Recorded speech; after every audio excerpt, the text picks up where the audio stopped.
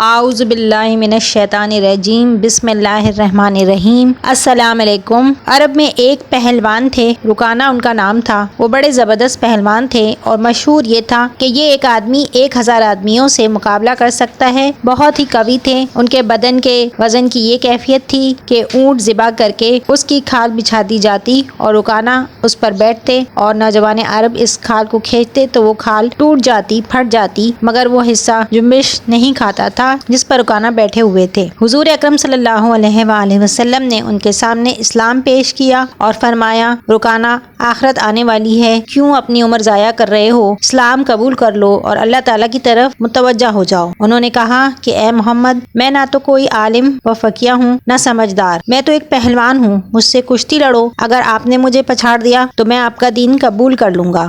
آپ نے فرمایا بسم اللہ، وہ لنگوٹ کس کر آ گیا اور حضور اکرم صلی اللہ علیہ وسلم بھی آستین چڑھا کر میدان کشتی میں آ گئے۔ ایک دو داؤ پیچ کے بعد حضور صلی اللہ علیہ وسلم نے اس کی کمر میں ہاتھ ڈالا اور ایک ہاتھ سے اس طرح اٹھایا جیسے کوئی چڑیا کو اٹھاتا ہے اور آہستہ سے زمین پر رکھ کر چھاتی پر بیٹھ گئے اور فرمایا، رکانہ آپ کہو۔ مگر رکانہ کو یقین نہ آیا کہ میں پچھڑ گیا ہوں، کیوں نہ کہ کسی نے آج تک اسے پچھاڑا ہی نہیں تھا، اور حضور اکرم صلی اللہ علیہ وسلم نے اس طرح پچھاڑا کہ اتنی وزنی لاش کو ایک ہاتھ سے اٹھا کر نچایا اور آہستہ سے رکھ دیا۔ اس نے کہا کہ میں پچھڑ گیا ہوں، مجھے تو یقین نہیں آیا، ایک دفعہ اور کشتی لڑو۔ حضور اکرم صلی اللہ علیہ وسلم نے فرمایا بسم اللہ۔ پھر آپ نے ایک دو داؤ پیچ کے بعد کمر میں ہاتھ ڈال کر اٹھا کر نچایا اور آہستہ سے زمین پر رکھ دیا۔ فرمایا اب بتاؤ، یہی شرط تو ٹھہری تھی کہ اگر تم پچھڑ گئے تو اسلام قبول کر لو گے۔ اس نے کہا کہ محمد، یہ تو آپ کے بدن کی قوت تو ہے نہیں کہ میری لاش کو چڑیا کی طرح اٹھا کر نچا دیا، معلوم ہوتا ہے کہ آپ کے اندر کوئی چیز ہے۔ حضور صلی اللہ علیہ وسلم نے فرمایا کہ میں اس اندر والی چیز ہی کی دعوت دے رہا ہوں، بدن کی دعوت نہیں دے رہا ہوں۔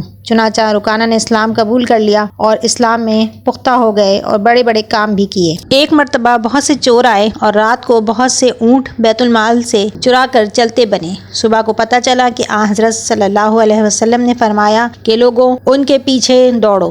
رکانہ نے کہا کہ میں تنہا کافی ہوں، چور رات میں ہی نکل کھڑے ہوئے تھے اور تیزی سے بھاگے جا رہے ہوں گے، معلوم نہیں کتنے دور جا چکے ہوں گے۔ رکانہ دوڑ پڑے اور راستے میں ان کو تھام لیا اور کہا کہ سامان اور اونٹ لے کر واپس چلو۔ چنانچہ ان کو پکڑ کر لائے تو حضور صلی اللہ علیہ وسلم نے ان کو سزا دی۔ کہنے کا مقصد یہ ہے کہ بہت لوگوں کے دل میں حق آ جاتا ہے، اگر تعصب نہ ہو اور واقعی حق طلبی ہے تو حق ضرور کھل جاتا ہے۔